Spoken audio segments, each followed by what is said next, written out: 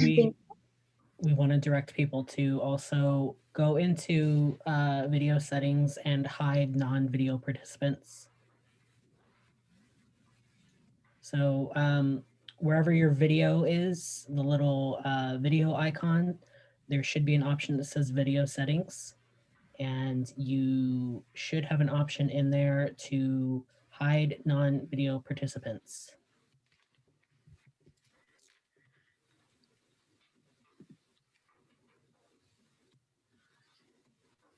And if you're having any trouble, please message one of the co-hosts and we will help you. Not Kaylee. Kaylee's the facilitator.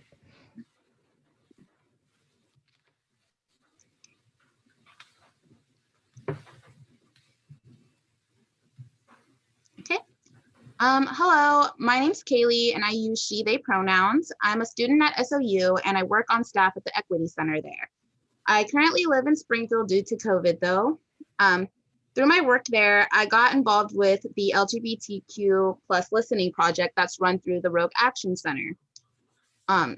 These are the groups that have brought us here today. We have two co-facilitators, Alex and Claire, who are here as moderators for the allies in the audience. I would also like to give thanks to Elliot, who does a lot of tech support and logistical elements for us.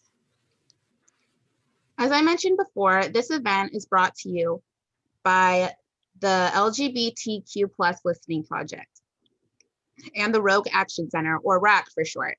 The RAC can best be summed up by its mission, which is we build organizing infrastructure, leaders, and progressive powers for just, inclusive, and sustainable Southern Oregon for everyone.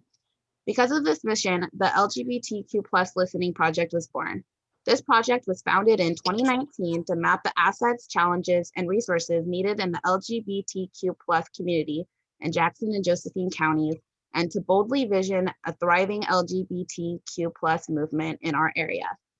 The LGBTQ Plus Listening Project was formed with the leadership of Rory Mesa, who was one of the organizers of this panel, in response to the ending of the Lotus Rising Project and Rogue Rainbow Elders in 2018.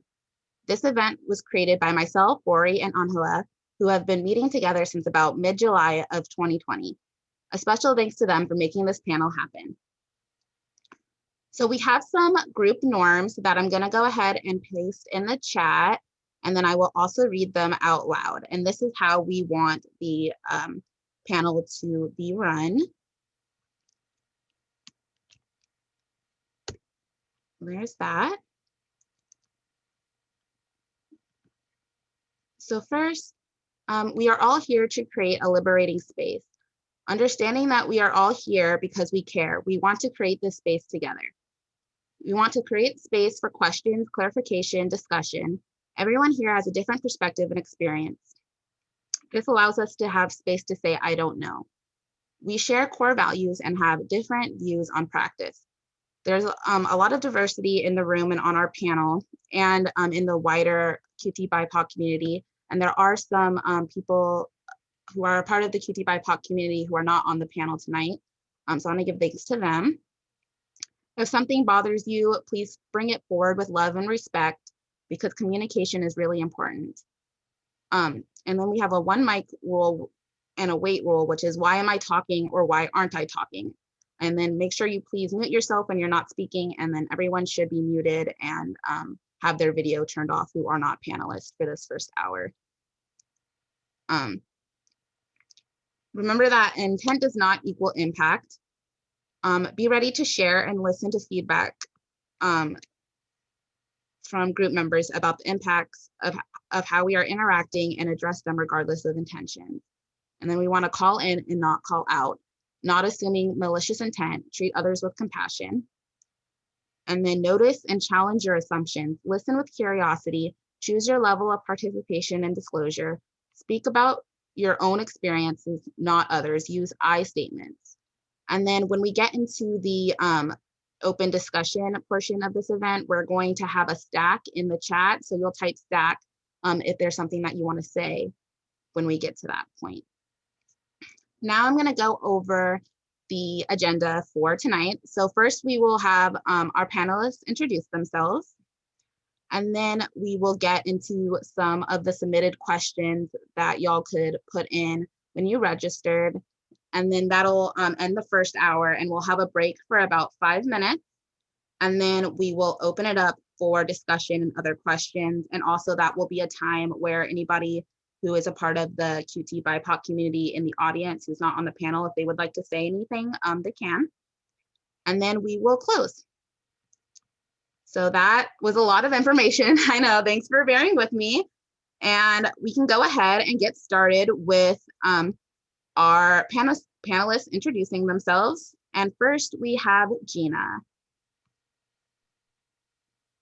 Thank you so much. And thank you for creating this space. I really, really appreciate it. My name is Gina Duquesne of she, her, hers pronouns. I am the founder of Southern Oregon Pride. I am also Ashland City Councilor. And I'm glad to be here this evening. And part of this listening session, I see familiar faces, and I'm glad to be here, be of service. Thank you.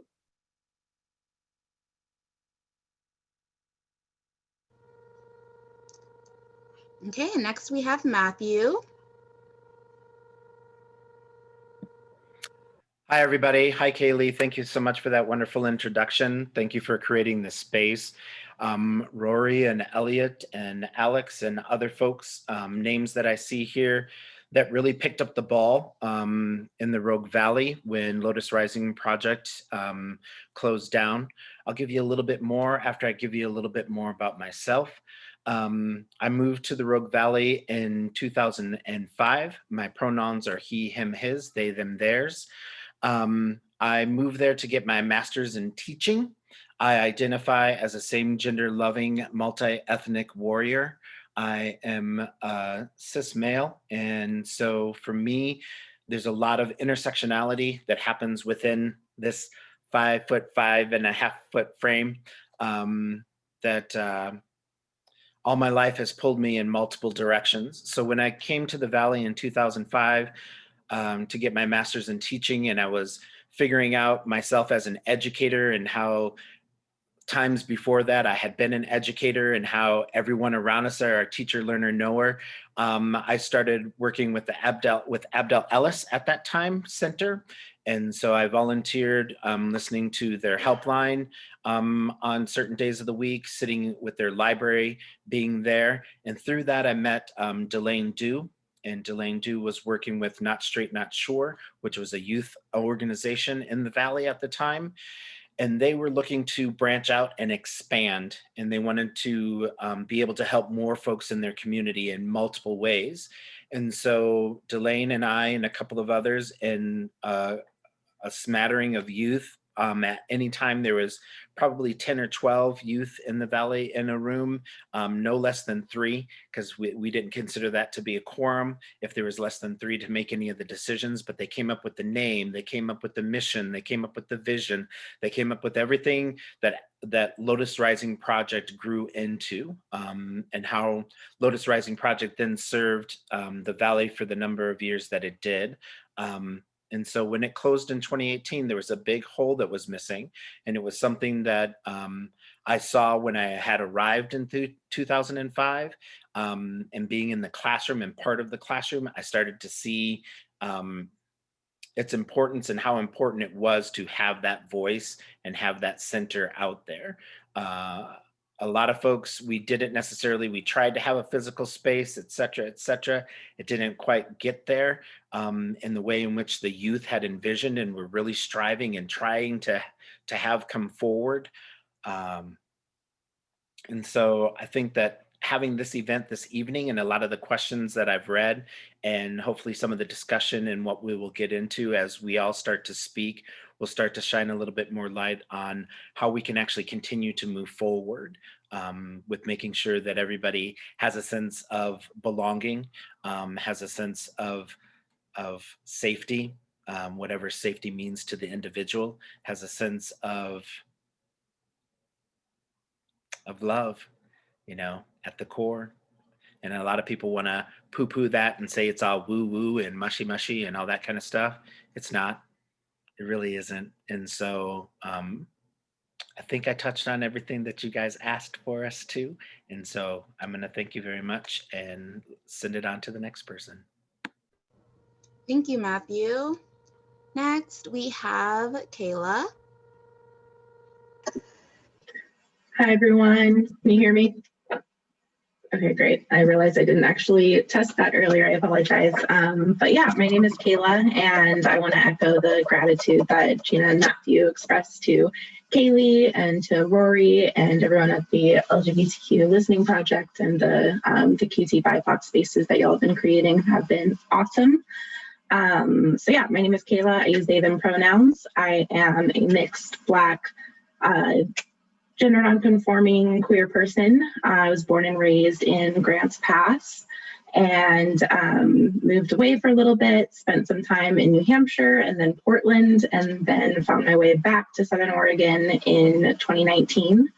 And it's been kind of an interesting journey, I guess, for me, in trying to explore my personal identity, both my racial identity as a mixed race person and my gender identity and queer identities. I grew up in a fairly conservative household, so all of that was kind of, exploring any of that was kind of frowned upon. And I imagine that's the experience of a lot of queer and BIPOC folks in Southern Oregon as well. And so that's really hard. And so what I've kind of come to realize, and the one thing I wanted to speak about in this kind of brief introduction moment, is what I've come to realize in my personal journey is that both within my racial identity and within my queer and my gender identities, I've found that a lot of my path has been forged through finding moments and spaces of euphoria. And what I mean by that is, I feel like a lot of times when, especially in like the mainstream, there's a lot of talk, especially when it's about trans or queer identities, about this concept of dysphoria and constantly feeling like you're in the wrong body or you're in, the wrong space or skin or something like that. And those experiences are entirely valid. And what I came to realize is that that was not my experience at all. And because that wasn't my experience, it took me a little bit longer to actually come into my own and come into my own identities.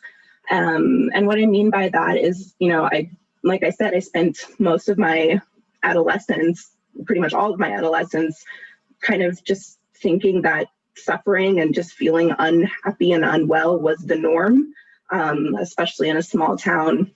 Even if you're not BIPOC and you're not, a marginalized identity, the concept of like just, grit and grinning and bearing it and just trudging through the day is like kind of the social norm. So I grew up just like thinking that's like how I had to feel. And then it wasn't actually until I did move away for a little bit and went to a liberal arts college and then went to, and then moved to Portland and was able to be around more queer people and more Black people and more BIPOC folks, that I actually started to experience validation and actually started to experience like joy in just being seen for how I wanted to be seen. And so, yeah, that process didn't happen until my like early and mid 20s. And now I'm back in Southern Oregon and have continued on that journey, and just been a little bit more bold and a little bit more out, for lack of a better term, of expressing my identity, and kind of just demanding that people actually see me for the way that I want to be seen. And that's been something that's been a challenge. And I'm really grateful that there are now spaces that allow for the nuanced identities that I have and that everyone on this panel has and that everyone in this room has, to actually have that celebrated. So I'm really thankful for that. And I'm excited to hear from the rest of the panelists and get into some of these questions. Thank you, Kayla. Okay, next we have Heather. Hi, I'm Heather. My pronouns are she, her. I am a mixed blood Navajo. My clan is Twohidlini. It means waters flow together, people. My mom is Navajo and my dad is white. And I grew up in a family where it wasn't okay to be Indian. So since they were Mormon, you can imagine coming out was also not something that was possible. So I'm speaking from an unusual place for a lot of American Indians. For some tribes, depending on what their assimilation engine was, speaking in terms of what church was the one that brought them into being, they tried to make us white, not native. Some churches were successful at removing the LGBTQ community from the tribe, and some churches were not. So I don't want anyone to hear my experience and think that's going to be the case across the board, because we span a wide range of assimilation processes, and many of the tribes still have the LGBTQ community as a part of their community. So I'm originally from Denver, where a lot of the tribes do accept LGBTQ as part of their community. So the difficulty that I grew up with is not the same. So,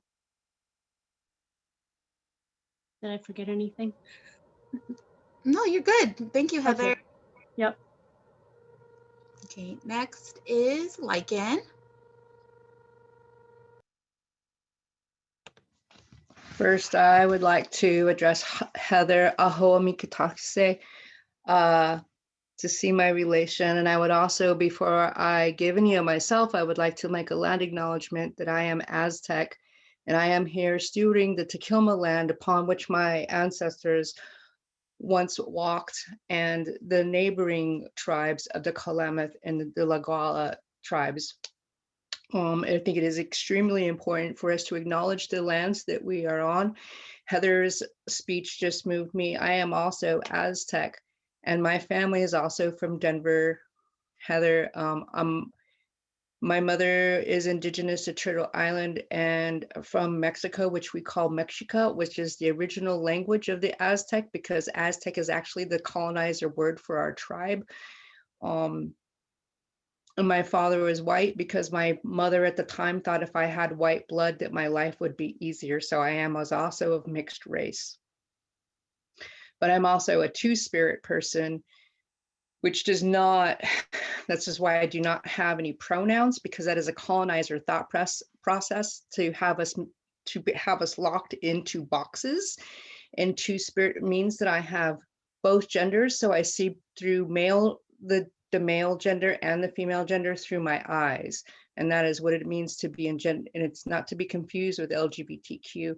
And sometimes I see that that's a huge erasure within the queer community, because it is not an umbrella term. There's no box for the two-spirit person. I ended up here wandering in Southern Oregon, wandering throughout my life, actually being indigenous and being taught to hate my indigenous blood, and being taught to want to erase any part of that and to assimilate, to be white, to be as white as you can be white because your life will be better. And so somehow I ended up in rural Southern Oregon in my wanderings, but within that, I met Shoshone, Lakota, Klamath, Tequilma elders, and kind of grabbed me up by my neck and said, hey, Aztec, be proud of who you are and tell your story and walk the red path. You are a descendant of great nations, and you are two-spirit, and be proud of that. And that is how I got here. And there's been a long journey, and especially here in rural Southern Oregon, it's been quite different. But yeah, you know, that's a thing. When you're indigenous, you try to, especially two-spirit indigenous, it's not really understood in the LGBT community because there's no boxes, there's no pronouns for someone like me.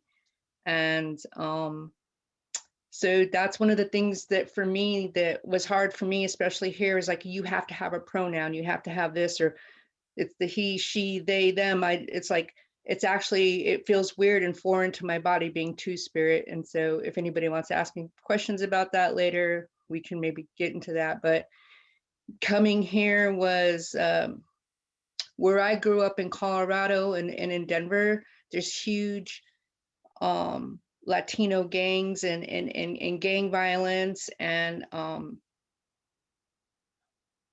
I grew up in a place where you have to have iron bars on your windows, and some days you have to sleep in the bathtub because of the drive-by shootings. I grew up in that place, and I didn't want to be there, so I left. I left that place, and I wandered, and Oregon is a relatively safe place compared to where I came from in Denver, Colorado, and actually it's a super safe place. But I ended up here in rural Southern Oregon because I wanted to know a different life, and I did that. And crazy as it sounds, at some point in my life here in rural Southern Oregon, I almost wanted to go back to the ghetto, to the hood, to the barrio, to where my people were at, because there was times I felt so unsafe in rural Southern Oregon that going back to the hood felt safer for me, because it's what I knew, and it's where I could move, and it's what I could navigate, and it's the language that I didn't have to code switch. I didn't have to lifestyle switch. I could just move with my own people and not here. So it's really complex for me to be here. Check. Thank you, Lycan. And then last but not least is Jillian. Hey y'all, I'm Jillian. My pronouns are she, her. I am a trans woman. Let's see. Please no. Brain. I was oh my God, I am so bad at this. I'm so sorry. Think. I am multiracial. My father was both Puerto Rican and Filipino. My mom is white, so I am half white. I am much more of a lighter skinned person compared to a good chunk of people. My experience in Grants Pass has been complicated. I enjoy being financially stable for the first time in my life, but the fact is, I can't go anywhere without somebody othering me. I want to be comfortable going outside, but it got to the point where it's just not good. And culturally, I don't like my father didn't really want me to learn Spanish. He wanted me to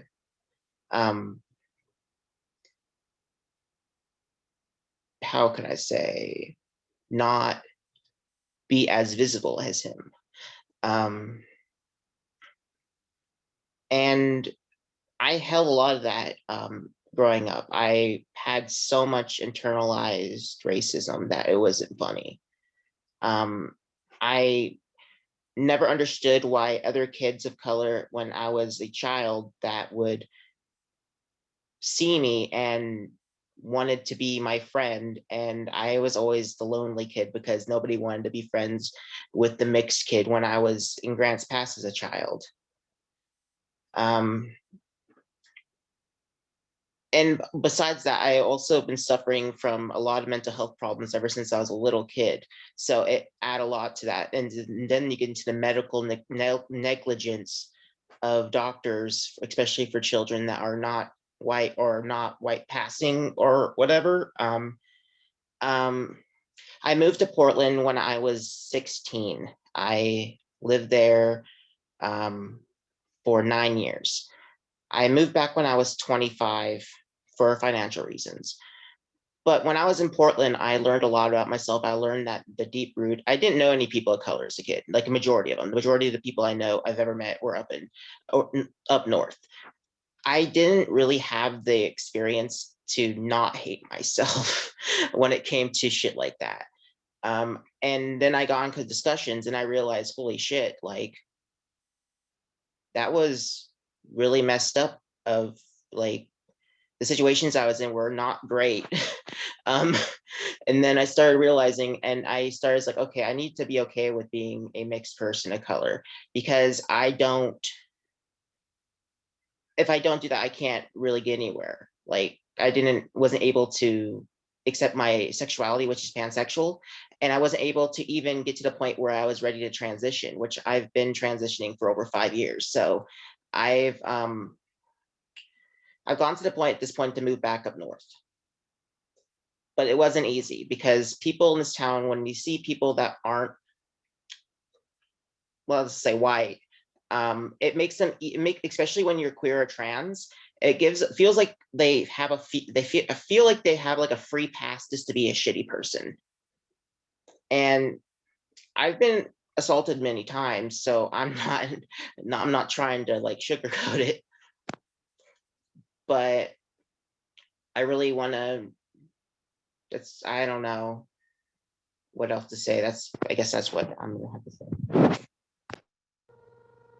Thank you, Jillian, and thank you to all of y'all for sharing a little bit about your stories. So now we're going to go into some submitted questions. The first question that I'm going to ask is, what does allyship mean to you?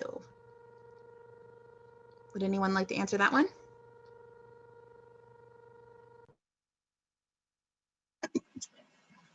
I can start.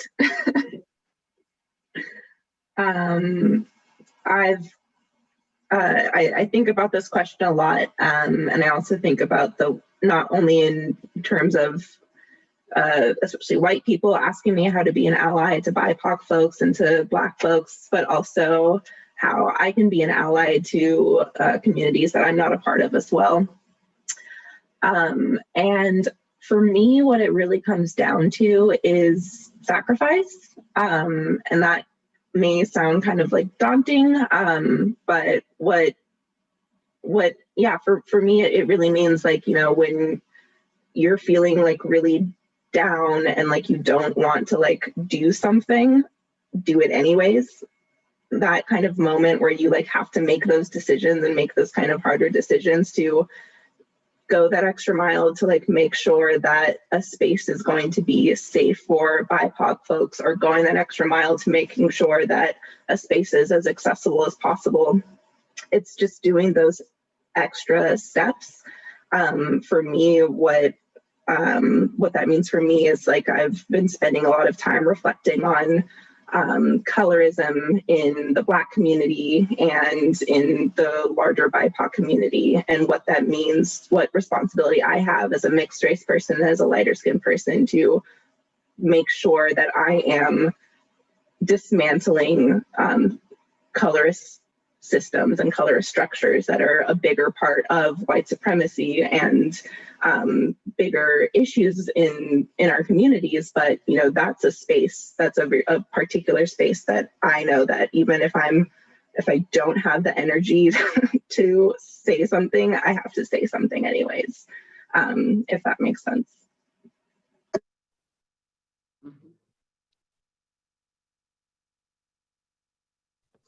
Something that I would like to I'm sorry.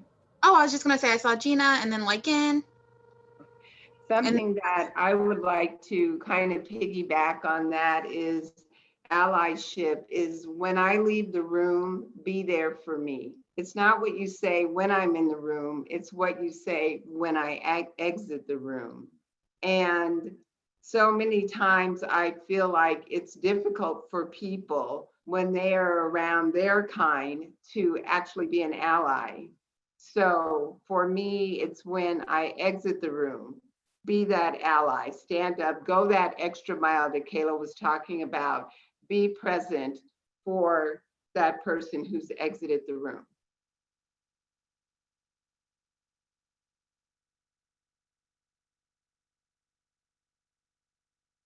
Okay, Lycan, did you want to go? Yeah, I just was giving space to Gina, making sure. Yeah, so allyship, I hear that a lot in the LGBTQ community, allyship. And it's a tricky word. And so just so some people have a better understanding of who I am. And I'm thankful for a lot of the people in this room. English is not my first language. It's not my native tongue. And so I'm expected to code switch and things like that. And so sometimes, you know, I can get, what's that called? I can get excited because I've got a fire inside of me. I got fire, you know, and I've never let anybody take in my fire. I won't code switch. I won't lifestyle switch. I won't. And so I think that sometimes, like, and I'm aware of it, that when, like Gina said, when I leave the room, people are like, oh, this is, you know, like, but you know what? Not only am I Aztec, but where Aztecs come from is Mexico. And that's the word Mexico is actually where the Aztecs were from, is Mexica. We are Mexico. That is our tribe. And so that fire is within me, and it's an ancestral fire. And so like when I get passionate about something, don't. But the thing about allyship is that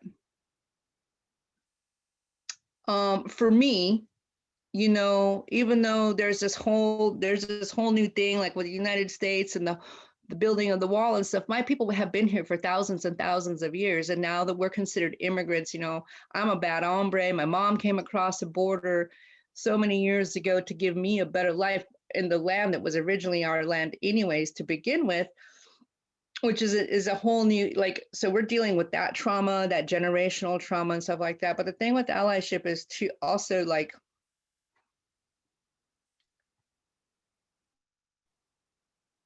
to go slow, especially if you have the privilege of understanding the English language. For someone like me, you know what I mean, understanding it. But we use the word ally a lot, and I think that the word ally is misused sometimes. And I have a lot of allies. I have a lot of allies within the BIPOC community. What I need is an accomplice. I need accomplices. I need my white LGBTQ people to be my accomplices. Less allies, more accomplice. And so because my language isn't that way, I did a little bit of homework, which I don't usually do, but yeah, so accomplices are allies, but not all allies are accomplices. While an ally is willing to stand in support of marginalized voices, risk is rarely involved. And accomplices uses the power and privilege they have to challenge the status quo and risking their physical and social well-being in the process. And I think that the BIPOC folk and the LGBTQ plus XYZ nation, we need more accomplices. We need more of our white siblings to stand up. It's cool when you say, yeah, I support that. But especially here in rural Southern Oregon, there's not a lot of us. And we're outnumbered by a lot. So I would like, you know, within this conversation to steer away from allyship and really look into accompliceship. And I've worked with some of the people in this room and as accomplices, and we've created great things. And I would like to see more accomplices. Check.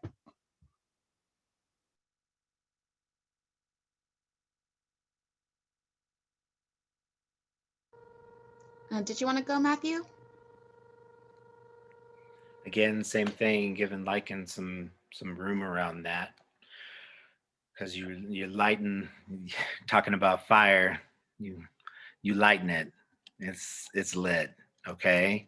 And so for me, this whole idea of allyship, it comes from the white-bodied supremacy, hierarchical, patriarchal, capitalistic idea of who and what we are supposed to be.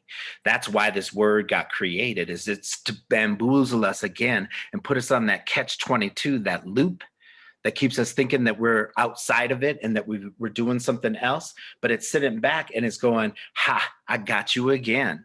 Because you're still just spinning in that same loop that's been going on for hundreds of years. And we're not allowing ourselves as human beings to go even further and go beyond what all of that is. And so some of you that are listening right now, you may have small children in the room. And so I just want to give you a little bit of a heads up that I curse a a lot now that I'm not in the classroom and I don't deal directly with high school students. I'm finding that the language has been untied in my mouth, and sometimes those words start to fly out. So my apologies right now. If you see me unmute, I'm trying to keep it in check right now because I didn't give you the warning before so you could grab your little ones and be like, okay, maybe you should go in the other room for a little bit. That Matthew character unmuted his mic again. So I just want to make sure that you understand all of that.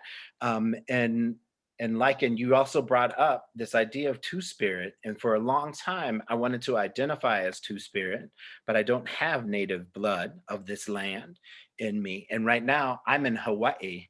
And so I actually lived in the Valley for about 15 years.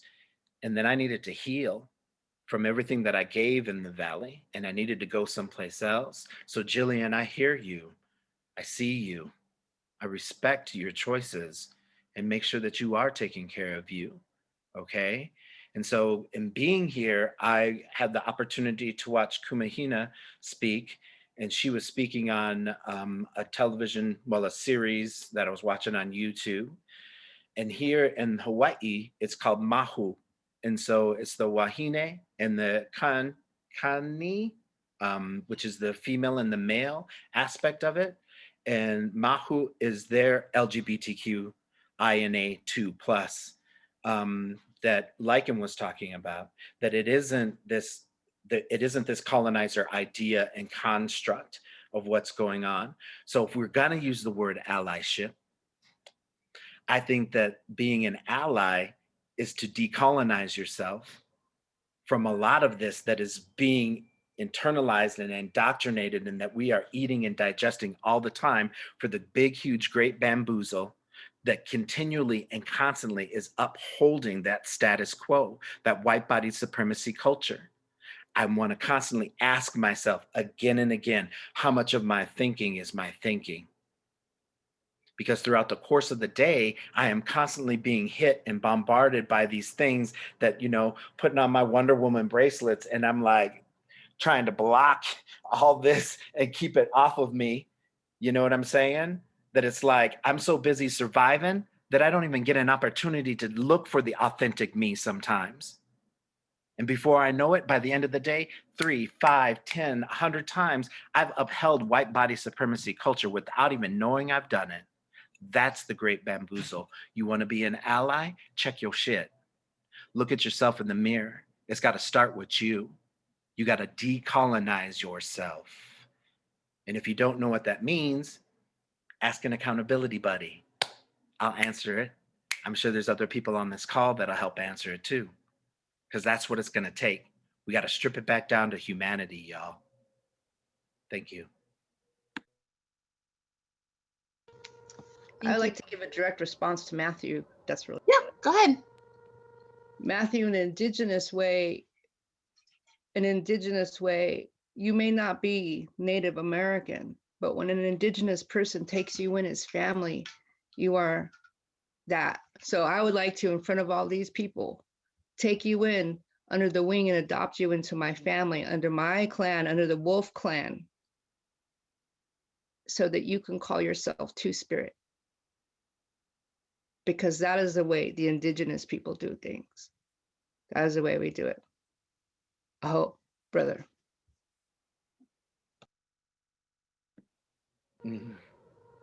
Letting that in. Grateful. Peace of mind, peace of body, peace of spirit. Thank you. Does anyone else have anything they would like to say about this question? Okay, so we'll move on to another question. What specific actions can white allies take to support, or white accomplices can take to support QTBIPOC people in the Valley?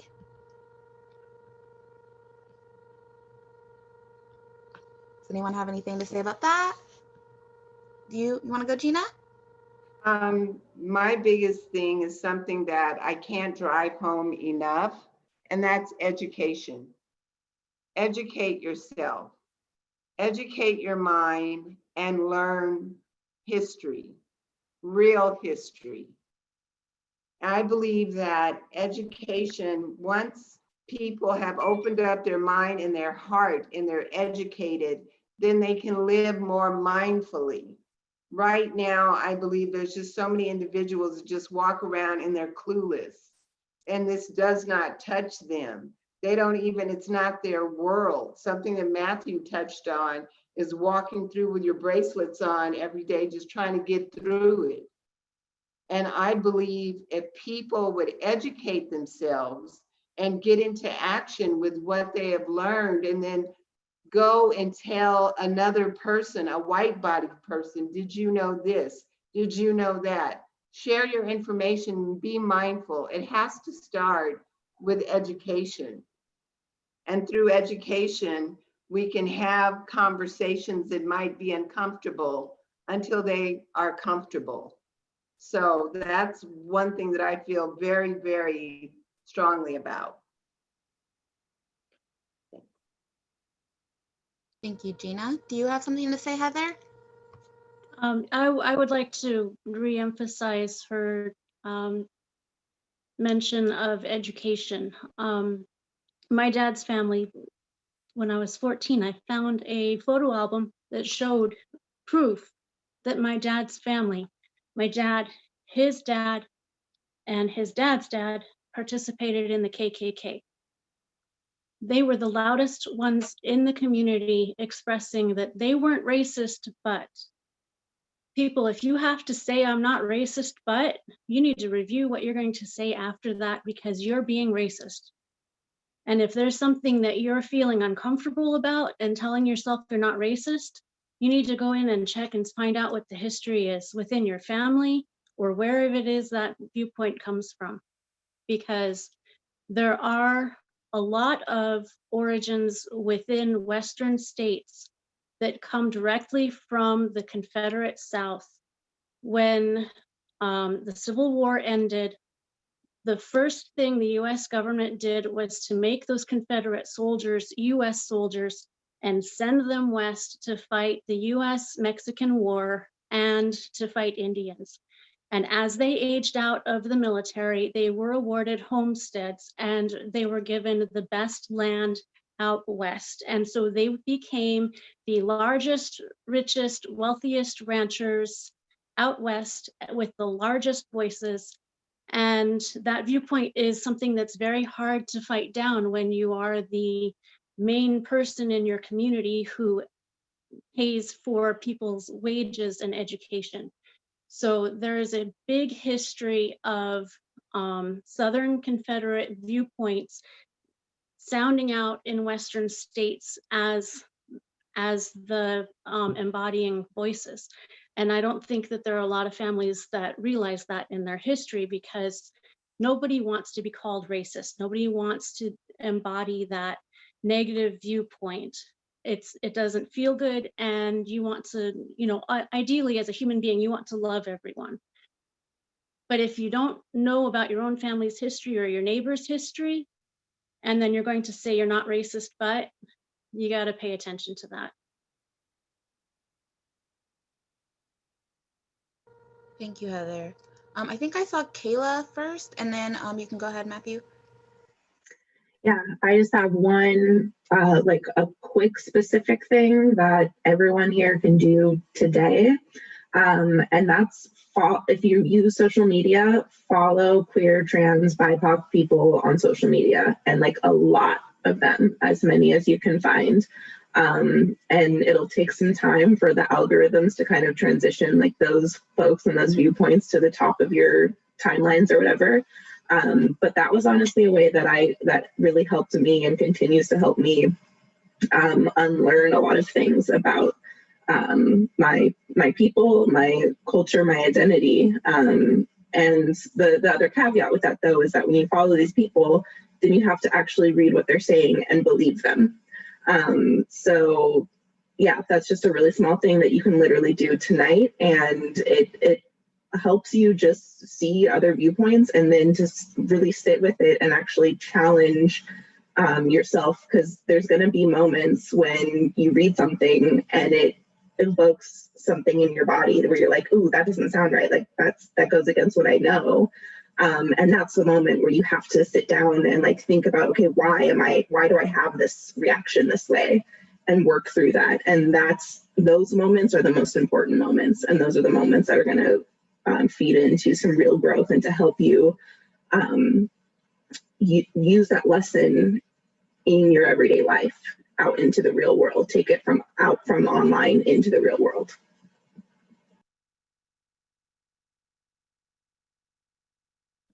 Actually, Jillian, I saw you. So Um, well, the best thing, I mean, the only thing I can think of really is the aspect of looking at people of color as people of color. Look at us as everyday people. Look at us like we have layers of shit on us, because we do. Some of us more than others. And don't try to like, it's just, there's a lot of stuff that happens that they don't know. And it's not our job to teach them. But sometimes it's nice to point people in the right direction. I can't teach everybody. It's hard. It's annoying, it's stressful, and it's just problematic. And I think like, because they can look at it as like there's a lot of stuff that goes on that isn't there, that explain to them that they are not their experiences in life have not been ours. Sorry, I'm getting flustered. I'm done.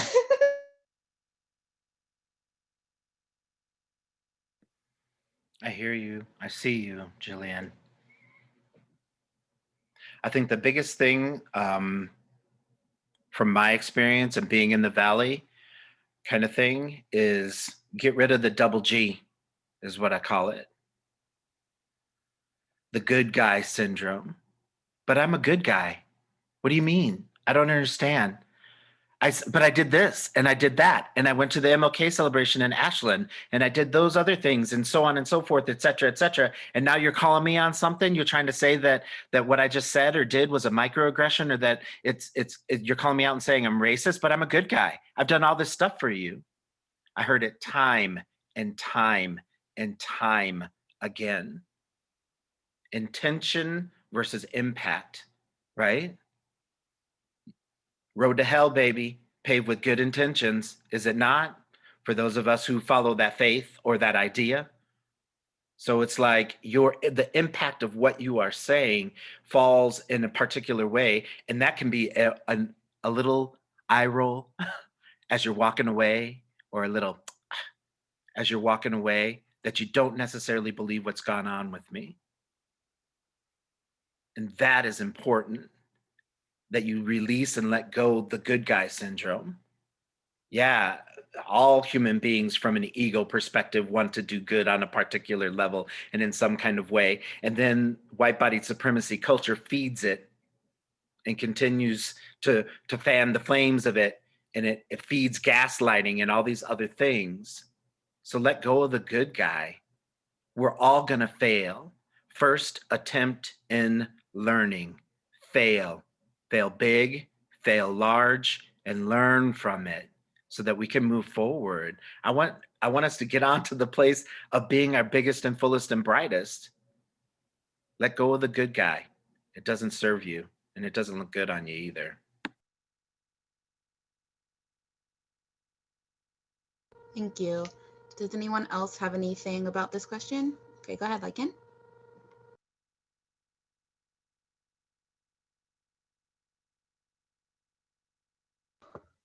Sorry, technical difficulties. So yeah, with that being said, one of the things that a lot of us have to live within the construct of colonizer mindset and white supremacy is language. There's a lot of people that like to be the language police. And if I spoke to you the way I really talk, you'd probably like, somebody needs to like delete Lycan from the Zoom meeting right now. I'm gonna be real, like that's not how I grew up talking. And the fact that I really have, I'm still translating in my head. Porque yo no sabes es inglés muy bueno. I just don't. I just don't. So I got to make it up as I go. And so I get all the time, I'm getting policed. And I find within the white LGBTQ community that they like to police. They love to police. And so I will tell you a story like what it feels to be a BIPOC person. I had become a volunteer at an LGBTQ space in Wolf Creek. And it was my first, and being in service, it's a church, it's the Church of Dominus, and I was there.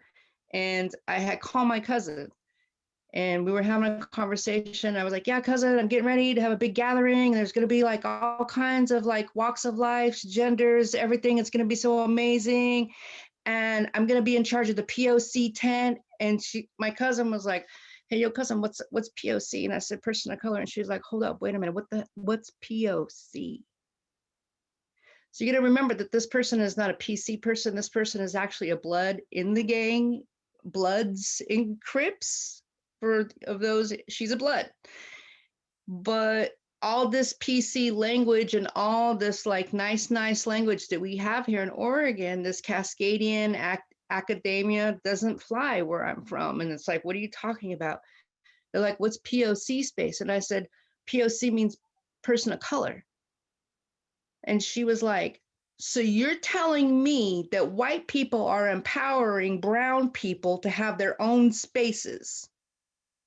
And I was like, well, yeah, so that we could just do what we want to do and we can talk how we want to talk and be and feel safe within a space. And she goes, doesn't that sound like reservation?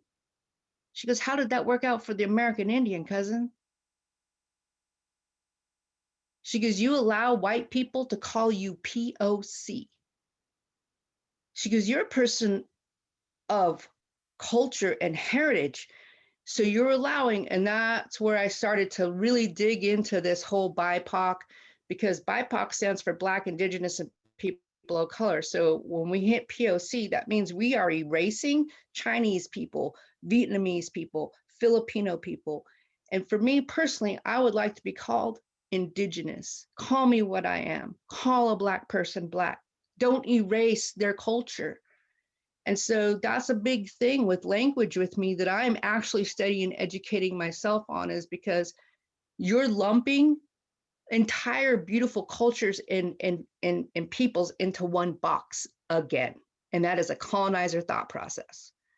And, you know, I have a relation here, Heather, Navajo, Dene, you know, that's beautiful. I am Aztec. My partner is Taino.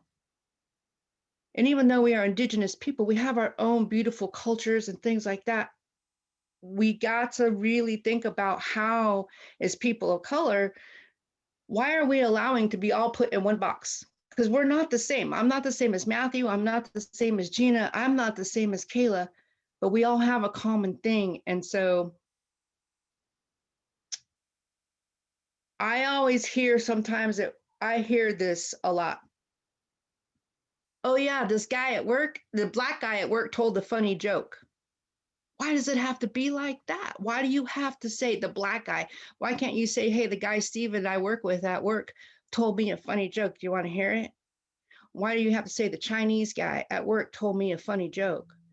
And so that is racist. And I don't think that people hear the racism in it because they have to define that person. And so policing people of color, I hate that word, but that's what white people understand, because that's what's easy. That's easy. Maybe trying to change that. Maybe saying, I have Native American friends. I have Black friends. I have Filipino friends. I have Chinese friends. Don't erase them, because it's one more step to the colonization and white supremacy to erase our cultures and erase who we are, because POC is person of color. So you are still judging us by the color of our skin. Period. That's all I gotta say.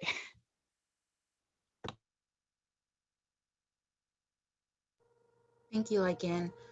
So we have time before, like one more question from the submitted questions before we go into break, and then open it up for a discussion. So the last question that I have is, how does an ally make sure that they're not taking up too much space when having conversations about the QTBIPOC community?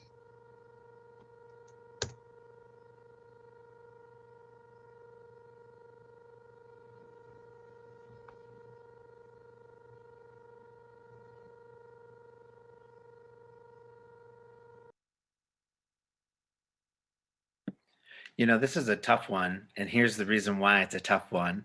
Um,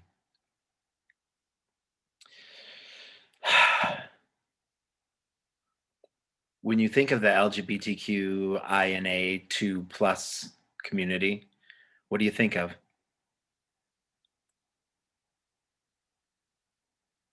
You know, you think of a white male. That's what most of the ads are. That's what most of the things that you see, even in our being allowed to have these commercials, et cetera, et cetera. And the younger generation in the room, I'm 51 years young, was born in 1969. So coming up in the 80s and seeing that firsthand and understanding that firsthand, and going through all of that before, there's similarities that are still happening, and there's differences, right? And being seen out there. So to ask how to not take up too much space, I think it needs to be reworded to the fact of, are you willing and ready to give up power? The perceived idea of power, the construct of power that white-bodied supremacy culture has given you. And I'm a consultant, and I do equity and inclusion work, and I help folks on a journey to crafting their own personal equity lens, right? So I give them a new vision, a new way to look at themselves and the world around them through their own personal lived experiences. And time again, when I talk with certain folks, especially when I'm talking with cisgender heterosexual white males, I can see that they come to this realization. Oh, equity. Now I understand equity. So my kids aren't going to have some of the privileges that I have or I had when I was growing up, because I'm now going to make the world have more equity in it. No. This is great, you know. But then when it comes time to vote or actually get things passed in particular ways, they don't vote for it. 6 out of 10, y'all. 6 out of 10 voted for 45. 6 out of 10 white Americans voted for 45. That's a lot. And so when I was living in the Valley and I look around, 6 out of 10, it's a heavy number. And so I think you're already taking up too much space. And now you're asking me this question and taking up space asking this question. I think it's realizing and looking at yourself and seeing, where am I gaining power? Okay. And so it's not this idea of, well, I don't have money, et cetera, and so on and so forth. It's like, no, there's privileges that you are afforded, right? And so this construct of power is feeding into this question. And so I think it's really important to look at that aspect as well. Thank you. Thank you, Matthew. Jillian, did you have something? Yeah, this one made me think a lot because it's frustrating as all hell. Taking up space. First of all, what is the space and who is giving it to me? The majority of places I say they're giving me space are not from people of color. They're just giving it. It's like a charity. You have it, take it. It's your time to talk. It's your time to express your feelings. But I still feel like there's like this aura around it of just political correctness whiteness of people that I can't really feel comfortable to be honest. I feel like if I'm honest, I'm gonna piss off a lot of people. I can't do that. I'm sorry. That's all I can say. Thank you, Jillian. Go ahead, Lycan. I think for me, this is a hard question because Black and brown and Indigenous and other people of color, we have had so many hundreds of years of being quiet, or when white people are in the room, if their opinion, if they're very, it's almost scary for us to speak out against it. It's a hard thing. And when we are, after generation of generation, we're programmed to not ruin the relationship. If you piss off your white friend, your white boss, your white coworker, if you say something like, hey, that didn't feel good, and that's not how I see things. And one of the things I hear a lot, like if I say something and like, I don't like it, that's not how I feel. And then one of the things that I hear, like, especially in the LGBTQ community, is like, so what I hear you trying to say, Lycan, is, and I'm like, no, motherfucker. I said, no, I don't like it. Please hear me. And they're like, so Lycan, why are you so, what I'm trying to understand. And I'm like, don't change my words. My words may be simple. I might not have a master's degree, a PhD, I may not have a huge string of letters behind my name, but I do know how I feel. And I think for a lot of, I do think for a lot of BIPOC folk, there is a huge fear. And this question is a very, very, very hard question for BIPOC folk to answer, because we, right now we're in this room, but there's a lot of people in this room that we're going to meet out in community. And then it's going to be like, oh, well, they said that, you know what I mean? And so there's that fear, that image, that message is already hitting my body. It's like, oh, they spoke really strongly. But the thing I did learn here, when we do speak, if a white person speaks like that, that means they're taking leadership. They're being powerful, and they're being leaderful. They're leading. When a person of color speaks like that, they're angry and aggressive, and it's called aggression. And when I say, no, I don't like that, or I don't agree with that, and I'm going to say why, then you're an angry brown person. And I think that's been ingrained with people of color for generation after generation. And so when we do say something, so it's a really hard question to answer, and it's a really uncomfortable question to answer. So it's hard, and it's scary for us to even speak to that out loud. Check. Thank you, Lycan. You can go ahead, Heather, and then we will wrap up for break. Well, there are two things that come to mind with this question.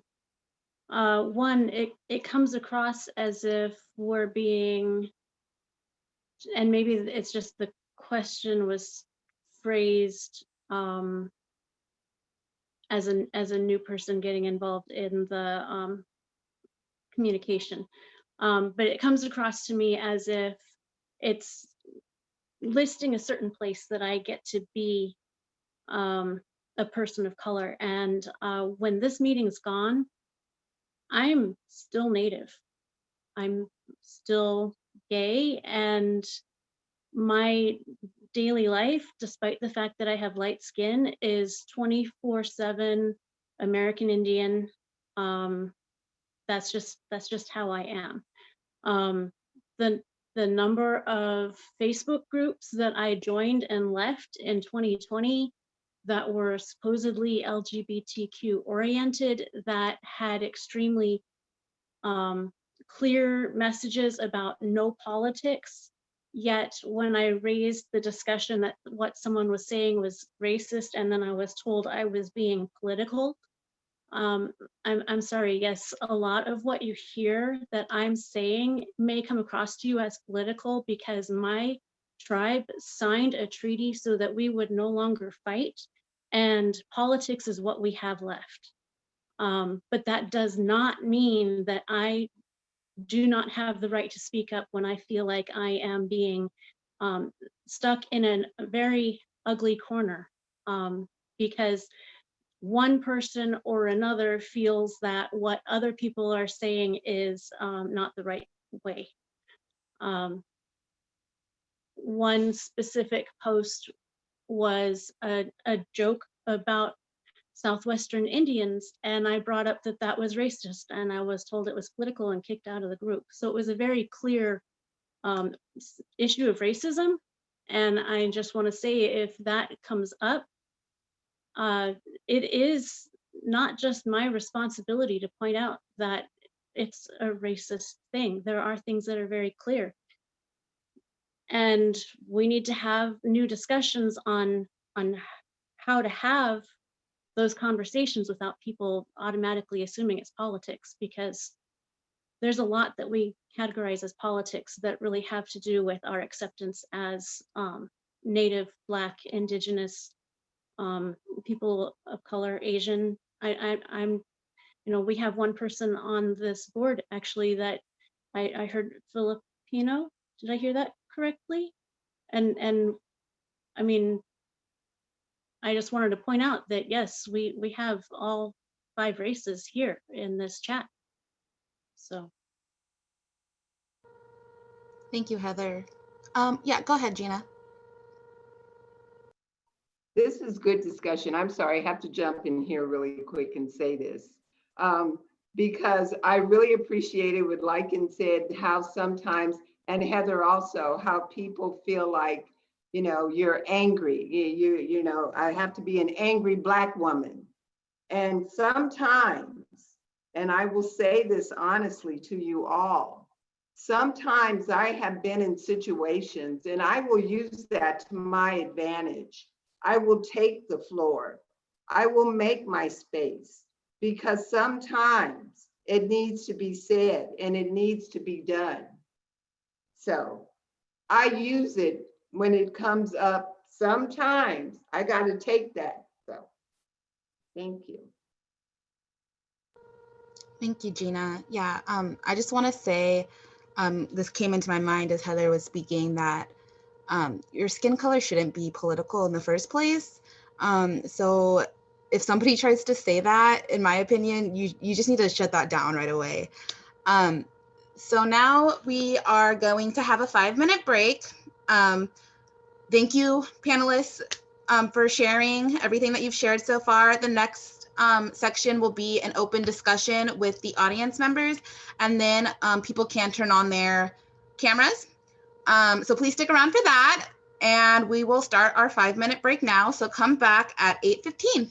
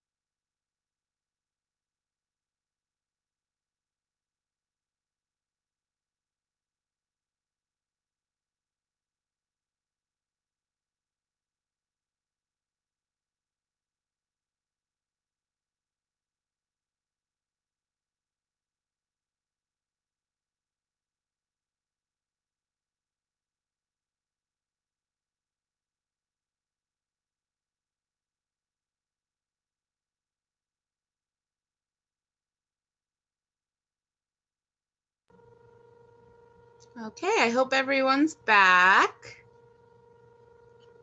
So now we are moving into the open discussion portion. And if anyone wants to, they can turn their cameras on at this time. And just remember, we are going to be doing a stack. So if you have a question or something that you would like to say, go ahead and type stack in the chat and we will go in order that way. Kaylee, who are we sending the messages to for the stack? Sorry? Was it Claire? Yes. You can direct message them to Claire. Yeah, just direct message them to Claire. And Claire's name on here is Claire, the white moderator, so people know.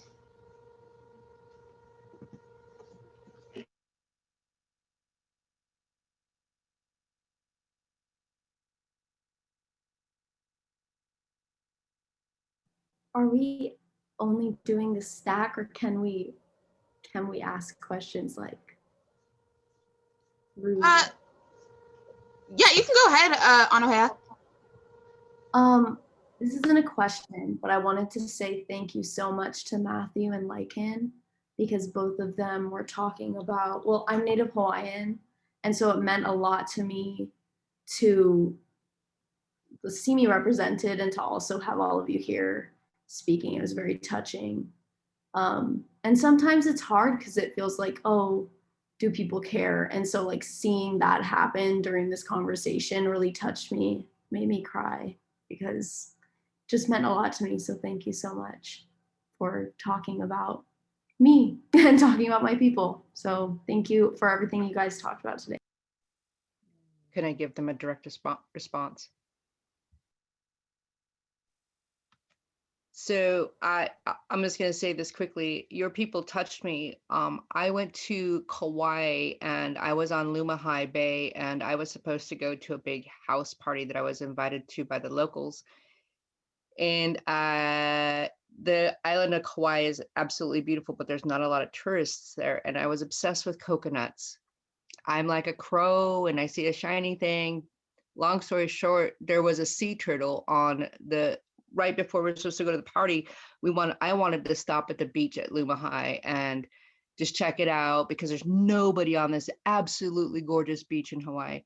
But there was a sea turtle there, and these sea turtles are illegal to be touched. They're endangered species. It's like a $10,000 fine and prison time.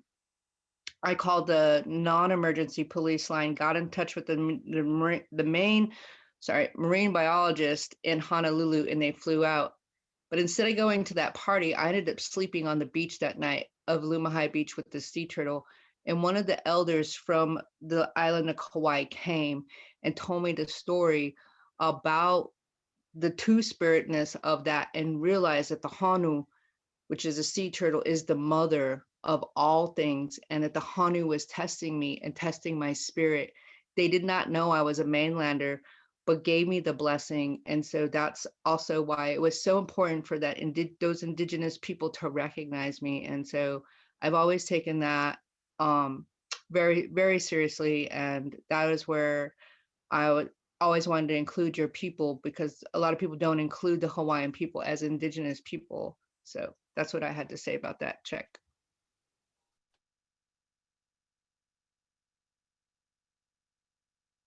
Thank you, Lycan. So first in the stack, we have Lindsay Stempek. You can go ahead and speak. Hi, I'm Lindsay. I'm new to this, and all of your speeches was great. I really like that. By the way, I'm from the Lakota tribe. My ancestors moved everywhere across the state. Right now, I'm in Oregon because I want to change my life. Where I used to live was in a very, very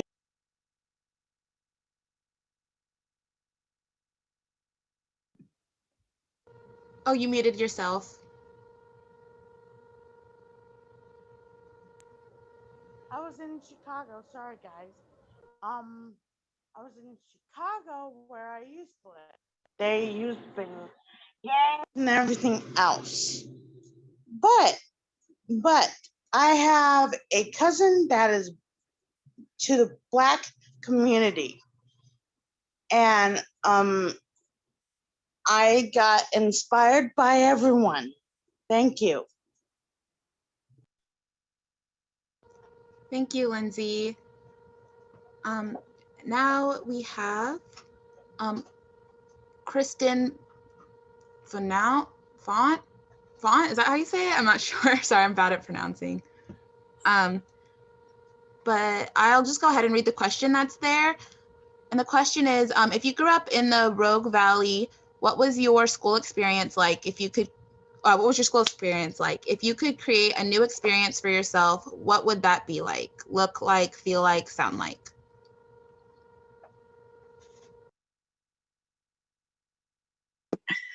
Jillian, do you want to go first or me? I think we're the only ones who went to school here.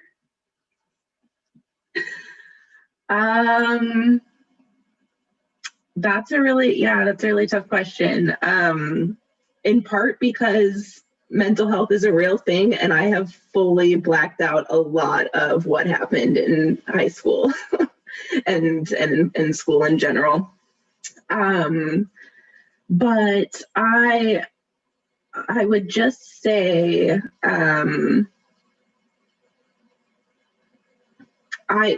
one of the things that I'm at least trying to do within like the work, like my like work that I do currently, I run a social equity organization, and one of the things that we're trying to do and trying to advocate for is to get like actual history taught in schools that is not just whitewashed history. I think that's really important. I did not learn about anything that was not about white people, especially specific to Oregon, but really the US in general. I did not learn about anything in history in my US history class in K through 12. It wasn't until I went across the country and took a civil rights class by my only Black professor that I had at that school. And that's a whole nother thing of like higher education representation there. But it wasn't until then that I actually, my final project was doing a civil rights report on where I grew up. And that's when I actually learned about civil rights history and Black history in Oregon and in Southern Oregon, and also identified how little history there is available, how hard it is to actually try to get, just like get real legitimate knowledge, because the historical societies here especially are run by older white people who really love to talk about the go-getter frontiersmen and don't talk about anything else, and really look at it through a very, very problematic and harmful lens. So that's a big part of it. The history component is huge, and that's something that has to happen at a systemic level. And then the other thing that I would say is just trying to get more teachers that look like us and that, or at the very least, are able to share some sort of similar values. I know that's really hard, and I'm sure Matthew can talk to that as well, of the burnout of being a teacher of color, and especially a teacher of color around here. I don't know how you did it. I went to school originally thinking I wanted to be a teacher and did some student teaching and was like, no, thank you. That is not the journey for me. But one of my best friends in the Valley is an elementary school teacher, and she does a lot of really great work. And I work with some other really awesome folks who work in schools, either as teachers or librarians, and just having folks in those spaces and making sure that those people are actually speaking up is extremely important. I think all of us remember at least like one teacher that impacted us positively. I mean, hopefully we all have at least like one teacher. And it's going to go a lot farther if that teacher is also standing for the values and advocating for queer people of color. And there's students that often get kind of pushed by the wayside.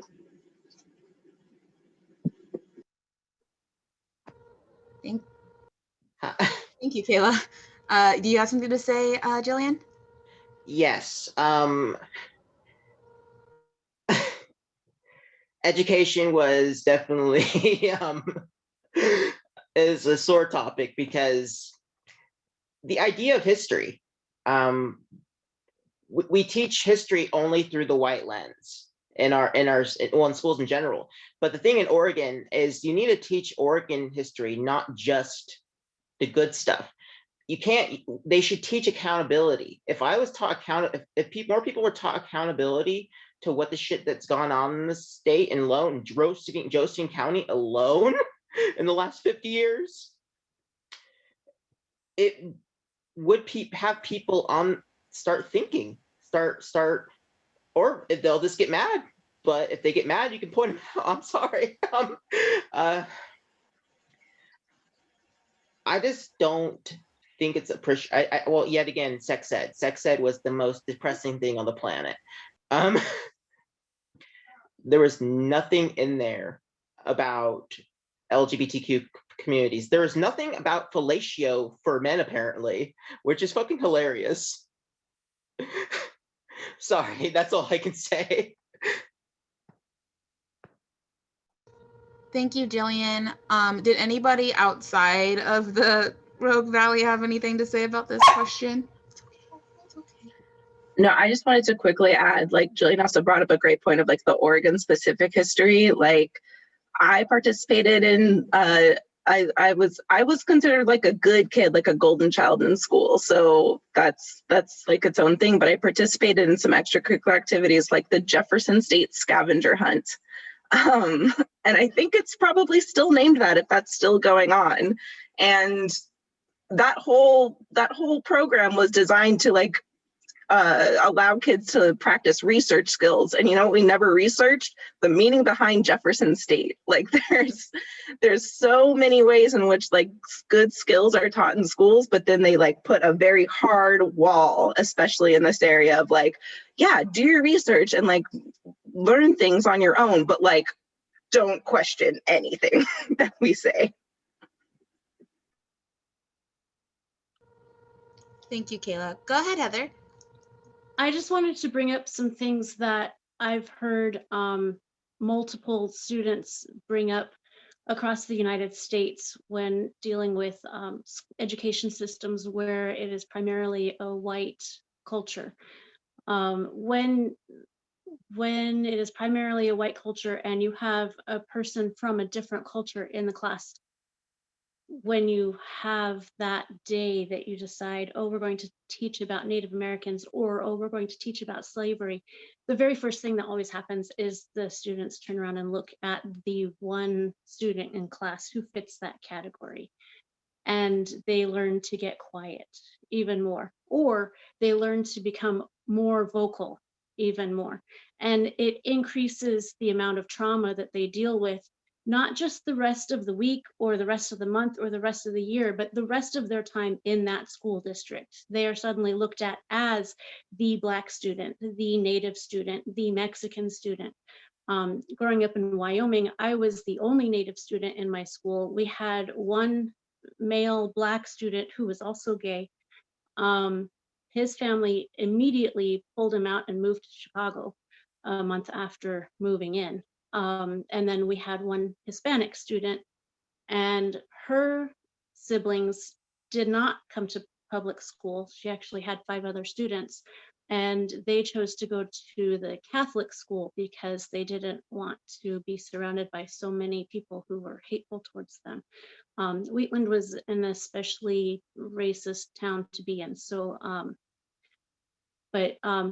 so speaking from the position of having been that one Native student, there's a lot, especially as a light-skinned person, or probably also the girl in our class who was from, I believe her family was from Puerto Rico, so she was lighter as well.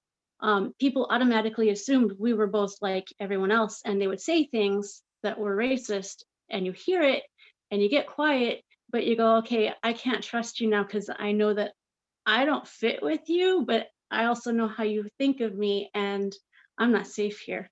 So that is probably a large bit of growing up here in Colorado.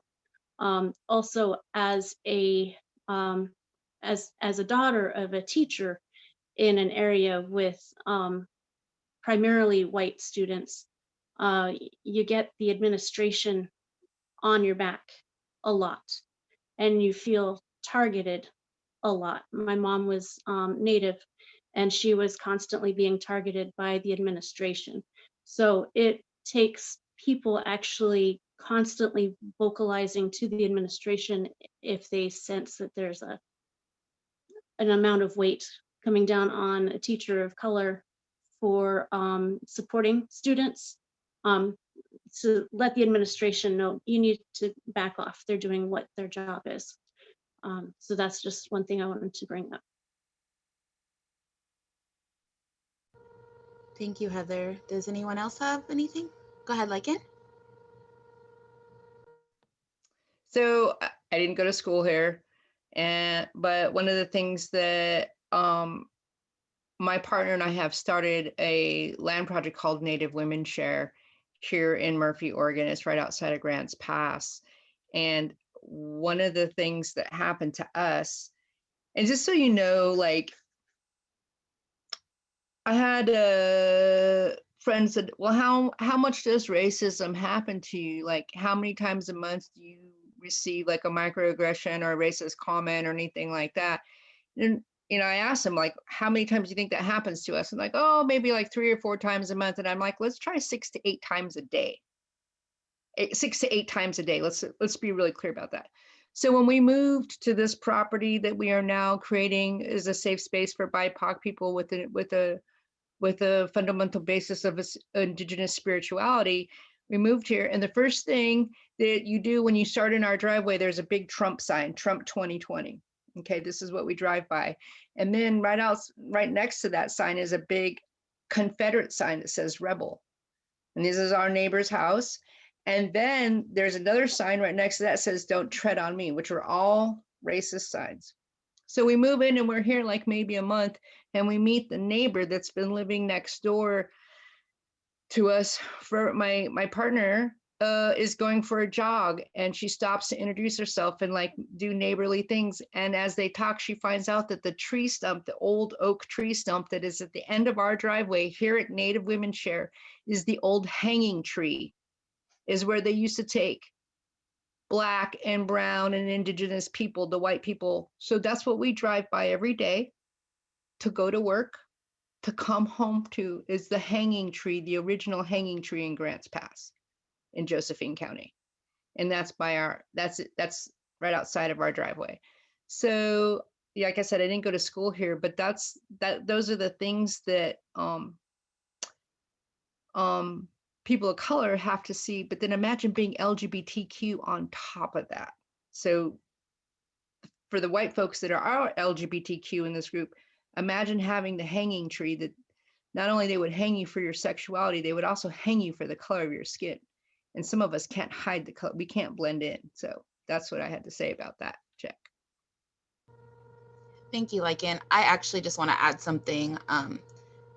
As a biracial person who grew up in Oregon a little bit, but mostly I grew up down in Texas and Louisiana. So you can imagine how that is in the deep South. But recently I was talking to someone here, a white ally here, and they are from Grants Pass, I believe, and they were saying that the first time that they saw a African American family out in public, they were like well into their high school year, and they couldn't help but like stare at them, and not because like they were like, it was like they've never seen a person like this before. And I was asking them if there were any people of color at their school, and they said that there was one person who was, but then there was, I think they said that they were Latino, and then another person that they thought was a person of color, but they were wrong. So I mean, I went to school in elementary school in Springfield, and then in high school I went to Thurston High School, as well as Sheldon High School and Junction City High School. And Junction City is like a little town right outside of like Eugene. It's very small, it's very white. I'm trying to think, I don't think there was anybody else except for me at that school who was a person of color, at least that I can remember. And I was only at that school for 1 year, but I definitely feel like I wasn't treated the same. And I feel like I wasn't treated the same at many of the schools I went to, even in the South, which is a lot more diverse than Oregon, a lot more diverse. I lived in Houston, and I lived right outside of New Orleans. But in Houston, especially because I'm biracial, my mother is white, and my way of speaking didn't match the people of color who were around me, especially the other Black kids who were around me. So I did not fit in with them. They did not really want to have anything to do with me, except for my hair. Everyone wanted to braid my hair, and it caused a lot of problems because I'd come home with like half my hair braided, and my mom would be like, stop letting people do it. I'm like, Mom, there's nothing I can do. But yeah, I think that the school, like supporting school kids is very important, especially up here, and especially in a place like Southern Oregon, where, like I said, somebody said that they were in their high school years when they first, sorry if you can hear that, my dog is doing something, but I think it's very important. But did anyone else have anything that they'd like to say about that question? I'm just going to chime in really quickly. I'm of the school of Jane Elliott, that education is not education, it's an indoctrination. And so I'm of the school of fuck reform, we need to rebuild it. It's not all this stuff and putting band-aids on things and the quick fix, et cetera, isn't doing shit. It's not changing anything. The culture is staying the same. And I'm not saying burn it down. I used to be of the school of burn it all down. But you know what? We burn it down, we're going to build the same thing again. So we need to dismantle it. We need to look at every single piece, and we need to look at its intersectionalities, and we need to see how deeply enrooted that all of that is. And we need to rebuild the education system in this country is what needs to happen. Can I just add, sorry, one more thing? Yeah, okay. Go ahead. I also, I forget who said it earlier in the first hour of this, but the concept of race and the color of your skin being political, I think in the same vein as what Matthew just said about education, or like our education system being indoctrination, part of that is also indoctrinating our kids with this idea that talking about race is like not okay unless we're talking about the ways that we did so good in the 60s and Martin Luther King and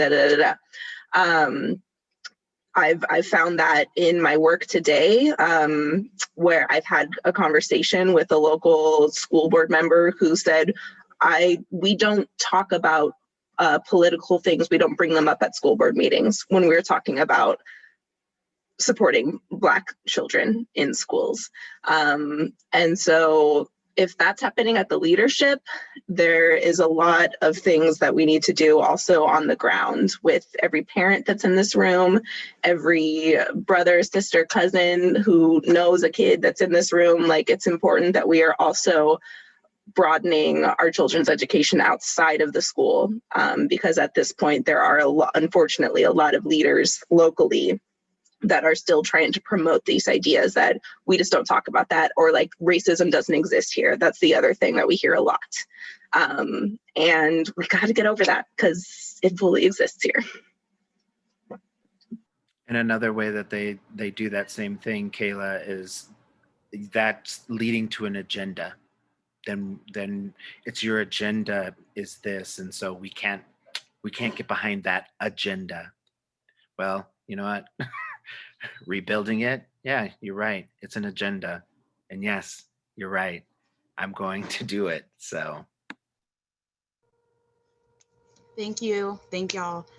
Another question that we got is, what is the best way as a white person to ease the burden of code switching? Are there specific white behaviors that signal you that you have to code switch? What relaxes the sense that you have to code switch?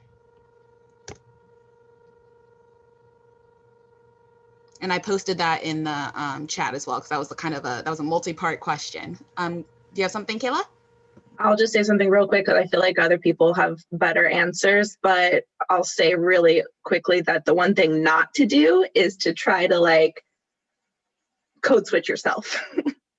Because that's something that I see a lot of white folks tending to do. And honestly, especially a lot of queer white folks of like trying to be sassy or like, you know, fun and like, you know, it's all good here kind of a thing. And then it's like, okay, so actually, no, I don't want any of this. And I actually don't want to be in the same space as you. Thank you so much.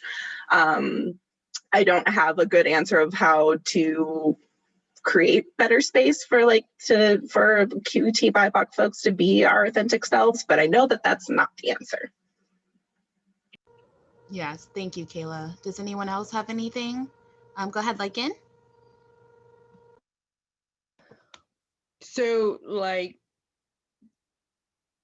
I'm code switching right now. Did you see my brain stop? If you're white, did you see I really had to think about what I was going to say so I didn't offend somebody. And I really had to say, so here's what it comes down to is, how about you don't use that language? How about you use this tone and you speak like this, Lycan? And I'm like, no, girl, because that's not how I speak, yo. Homie, I am from the hood. I am from the hood, yo. This is what I speak, and I'm not going to be a chicken head. I'm not going to do that. And if you don't like it, I'm going to slide right on through. If I talk like that, most of the people in Southern Oregon wouldn't even understand what the hell I just said. They just wouldn't. So I have to be like, I have to really slow it down in my brain. And then by the time I slow it down in my brain and I start code switching, I can't get it out. But that's a thing when I'm in like when I'm with the dominant culture, and they were like, how about if you say it like this? And I was like, so that automatically sends a message in my body, like a stop, like to suppress any emotion, any feeling, any way that I want to express myself. And like I said, I come from a very colorful culture. I come from a very fiery cultural, you know what I mean? You all like to go to Taco Tuesday. I know you like to go to the taco truck. I know you like to go to Cinco de Mayo, which is not even really a Latino thing. It's an American thing, but you like it. But you like it when you want to like it. You don't like it when we actually do it on a daily basis. So code switching for me, like sometimes I get scared. I'm literally afraid. And I remember like one time I have, and it's not that I'm anti-white, it's not. It's that I've been so afraid of white people for so long. And now that when I do speak up, I've even had my partner be like, hey, you made our white friends mad at you because you said something. And I was like, what? They are really upset with you, even though they're not going to say something about it. And I'm like, girl, like, are you for real? So what happens in code switching is that I've got to speak like this. I've got to use a certain tone. I've got to use a certain logic. I got to use that. And I'm not allowed to truly express myself. And so I'm going to probably say that when I code switch, not only do I code switch with my language, I code switch with my style, with the way I dress, with the way I act in public, with the way I present myself, out of fear. And that's a trigger. It's a really triggering thing. And I think that the way that white people could be like helpful is just be like, friend, just say it how you know how to say it. Just be you. And I think the thing that would be helpful for someone like me, I can't speak for all people of color, but for someone like me, is that if you're not understanding as a white person, if you're not understanding, take a step back and be like, what was Lycan trying to communicate? And then if you're not sure, come back and be like, hey, Lycan, what did you say? Like, I wasn't really understanding, because I do it all the time. When my white friends start talking really fast in English and they start using like really super academic words, I'm like, I'm legitimately say, I just do not understand what you said. And I'm not being rude. I'm saying, I don't understand what you said, because the language that I'm translating from does not have those same words in English. So the code switching is, it's a real thing, and it can be hard, and like, it prevents us from jobs. Girl, you know how hard it was for me to log into the Zoom meeting, because that's not who I am. I am not an academic. I am a field worker all day long. Whatever temperature it is outside, I work. And then I'm over here trying to like clickety clack. I'm not in front of a computer with all this knowledge and all this stuff, but I can build you a house. And so that's another part of the code switching. It's like, oh, you expect me to be at the same level with you, but I didn't have the same experience or the same education that I wasn't privileged to, because I was at work, girl. I was at work. So that's the part of the code switching, the deep part of it, I don't think that people understand. And so I think that the bottom line for especially in the white LGBTQ, because we know who we are, especially, find gentleness with your people of color siblings. Find some gentleness. And if you can find some gentleness, it'll be great, because I have actually put myself out there to people that, for white people that are afraid to ask the hard questions to people of color, come talk to me. I'll talk to you privately, one-on-one on the phone, and be like, yo, this is what's up. You know what I mean? So that they don't have to be afraid. But we've been afraid for a long time. And that's the thing with code switching. It's fear. Thank you, Lycan. I just have something to add in real fast, and then Heather, you can go. Oh man, it left my head right as this happened. Actually, Heather, you go. I have to think again. I'm sorry, Kaylee. I hope I didn't make you lose what you were going to say. I just wanted to bring up that along with code switching is the you know how women have always struggled with the dichotomy of virgin and slut, coming from actually every culture here, American, especially thanks to Disney. Every culture has this mythology and this demonization, and automatically people want to put us in one or the other based on either how we're speaking or how we're acting. And if we don't fit the mythology, then we're automatically stuck in the demonization. And I just want to say, yes, there is a valid point that they exist, because the cultures have something that makes them accurate, but at the same time, part of the reason people consider those to be accurate is because you're holding that viewpoint up against your own culture and assuming that what you're seeing is valid compared to your culture.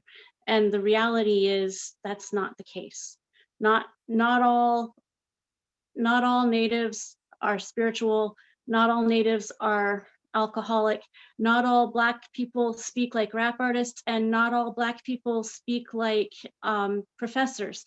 There's a wide spectrum, and not every person you walk up to with dark skin is going to identify as Black. I have a sister-in-law who identifies as Black and Cherokee.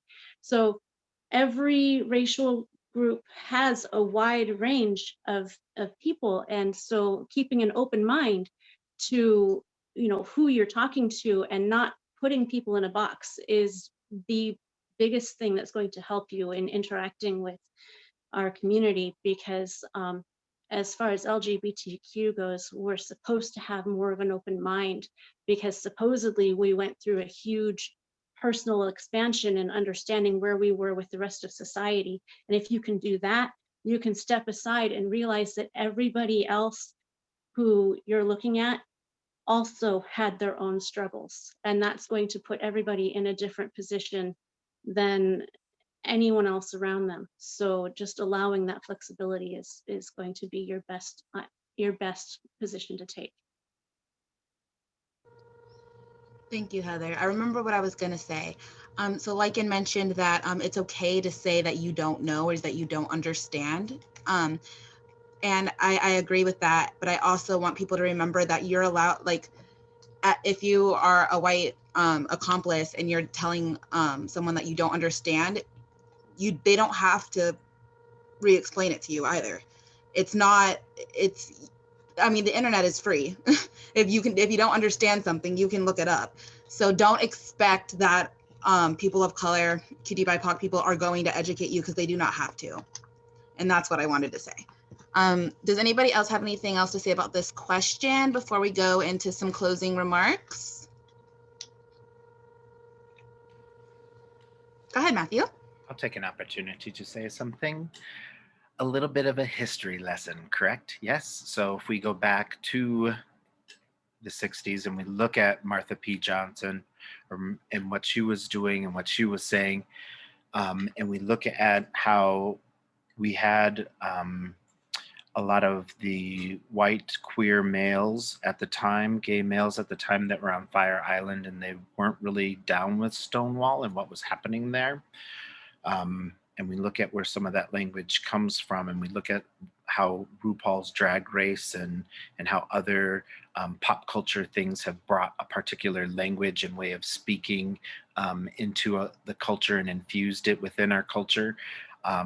And so there's this whole thing when we look at Pose and what that has brought to the community as well. And we look at some of the other aspects of culture and what's been claimed and reclaimed, and the code switching and the language, et cetera, that has come out of it, and how people are speaking. It's important for us to hold on to the magic that we have in the LGBTQIA2+ community, and the Two-Spirit community, as we look around at those of us who walk in between and have this sense about us that Heather was speaking to, that, you know, we're supposed to be these magical beings, and we are these magical beings. And so when we give our magic away and we don't allow ourselves to be outside of that culture, outside of that white-bodied supremacy culture, and we just allow ourselves to be in it, then we've given our magic away. And so I invite everybody to not give your magic away. My drag grandma Isadore, that was her big thing. She's like, we used to rule the school when it came to fashion. They looked to us, you know, us little fag boys and whatnot, about what they're going to wear and what parties they were going to go to, et cetera, et cetera. And now you just want to give your magic away, and you want to be just like them. Why do you want to be just like them? You're not just like them. Let yourself be the magical beings that you are. So how do we reclaim that about us, so that this idea, and because I look around the LGBTQ+ community, and it's like we have all the isms. We have ageism and ableism and sexism and racism. We have homophobia. We have all those things. And yet, Heather, you totally touched on it. That's not the magic that we were born with. And so let us find that magic again. Thank you. Thank you. Lycan, go ahead. I just want to add on to what Heather and Matthew said. And this is for all my white siblings. The reason we are LGBTQ is because we are magic. All of us were born of that magical glitter, and it doesn't matter. And I think that what your brothers and sisters of color are asking you to do is to step away from the heteronormative of that systemic racism that all of us really experienced the homophobia, any of that, and realize that your POC brothers and sisters actually get it the worst. And what we're saying is like, we need our family. We really do. And it starts with our LGBTQ, ABC, whatever you identify with. It starts with this family right here. And this is the work that's being done. And this is beautiful work that's being done in this Zoom. And I want to appreciate everyone that took so much time in their hard work and their volunteer work to do this, to bring this together and to bring all of us together, especially during COVID with cuckoo, crazy Cocoa Puffs, Trump, all that stuff. We're surviving and we are survivors. And this is just the beginning. And so any of you that ever want to hit me up, I invite you. I give you consent to personally. You can find me on Facebook. I'm Lycan El Lobo. You can find me on there. And if you're like, hey, Lycan, I want to, you didn't get a chance to speak or something that I spoke to, please hit me up on my Facebook Messenger, and I would be glad to have a one-on-one with you. But that's the most important thing, is that we are a queer family, and that it's important to me as a Native American, as a two-spirit person, that my LGBTQ brothers and sisters, my siblings in here, if they're hurting because they need to unpack their racism, I'm here to help you. And I want to help you. Check. Thank you, Lycan. Go ahead, Gina. I wanted to thank everybody who contributed to this. This conversation is so spot on. I really, really appreciate it. One of the questions that I saw earlier was, where do we go to connect and find our community? Well, we come right here. We come right here. I really, really appreciate this connection, this honesty, authenticity. And when I want to touch really quickly on the coding thing, I understand, which was mentioned earlier, the fear. I used to code because of fear years ago. But as I have gotten older, I don't do that anymore. This is who I am. We are all resilient people, which was brought to our attention earlier, is we all have the isms. We got it all. We are resilient and we're still standing, and we will continue to stand. So when it comes time to that, we are beautiful. Be yourself, baby. Everybody else is taken. Good night. Thank you, Gina. And yes, thank you to all the panelists who spoke today. And thank you for everyone who contributed to this event. This was not just a one-person thing. This was multiple people. So I'm going to go ahead and give some closing announcements. So we have two events coming up after this. First, we have the QTBIPOC Liberation Space, and that is on February 17th at 6 p.m. And that is a closed space for QTBIPOC people only, and it is going to be reoccurring monthly on the third Wednesday of the month. And I'm going to turn it over to Alex to speak about the White Accountability Space. Hi, yeah, I'm Alex. I like a she, her pronoun. I work at SOU. I've gotten to help organize some of these spaces with the fabulous Elliot Feenstra from the RAC, who can't be shouted out enough. Elliot is amazing. And I was like, Elliot, you should talk about this. But Elliot was like, no, you should. So now I am. The White Accountability Space is going to be hopefully taking action and doing some planning on what was shared here tonight. And I don't think I need to say more about it than that. The link is posted in the chat. I hope that if anyone's welcome to join us, and if you're white, I especially hope you join us. If you're white organizer, then you really should join us, I would say. So hope to see you there.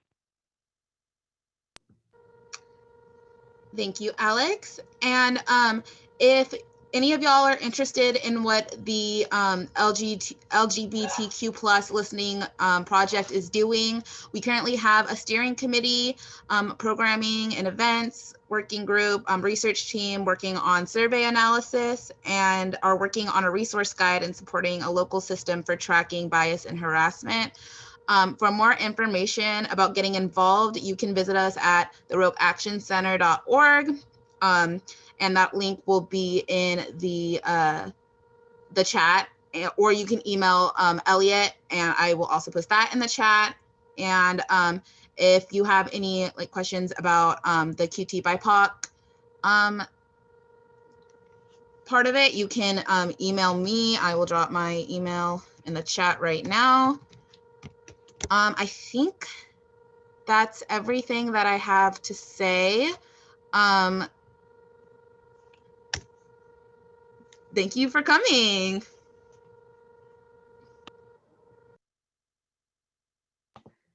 I want to put a big, huge shout out to my brother Elliot. I love you so much. Elliot's the bomb, y'all. I want to shout out to my partner, Bianca Baeta Fox. She's in this room somewhere. She's been sitting right near here holding me up because I was really shy to do this. And I just want to say, Sophie Grapes, I love you. You're the bomb. I know you're in this room somewhere. This is my family. This is my close family. And I just, to the panelists that shared this space with me, you know how scary this can be. And to everybody in here that was white, thank you for sticking by. I know it can be a lot, but Matthew, Gina, Jillian, Heather, wow, like, thank you so much. Kayla, girl, that's my homegirl. Look, oh, she's so good. But yeah, and Heather and Matthew, like Heather, I want to connect with you. I think our paths are very, very parallel. And Matthew, all of the panelists, I'd love to just like connect with all of you, maybe in the future. It doesn't have to be right now, but I just felt really like very heart connected with everybody that was having to speak today. Check. Thank you again. Does anybody else have anything they want to throw in before people can leave? Actually, this group thingy actually taught me things. I don't really have much outlet to talk to other people of color. It's kind of depressing and lonely, but I'm happy that Kayla was here because like they're like one of my best friends. So like I'm happy about that. So I'm very happy to hear all of your stories, experiences, and I'm happy that people of color showed up to hear our opinions and stuff. Okay. I love you, Jillian. I love you, Lycan. I love you, Matthew. I love you, Gina. I love you, Heather. And yes, I feel like Jillian and I need to take a trip out to Native Women Share and like have some JoCo like QTBIPOC homie time. So let's make that happen. And then I also just wanted to, I saw that Elliot put in the chat a new project that Elliot's been like an awesome leader on, and that has been working with our organization as well with the RAC and So Equity and everything, and it's the bias reporting system. So if something does happen in Southern Oregon and you need a space to report it and you need a space to get support, that the link is in the chat, and we're trying to ramp up capacity continually to make sure that especially our BIPOC folks, our LGBTQ folks, our family is taken care of here. Thank you, Kayla. Anything else? Okay, thank you everyone for coming. I look forward to hopefully seeing some of y'all in the other events and stuff that we'll be holding, and I hope everyone has a wonderful night.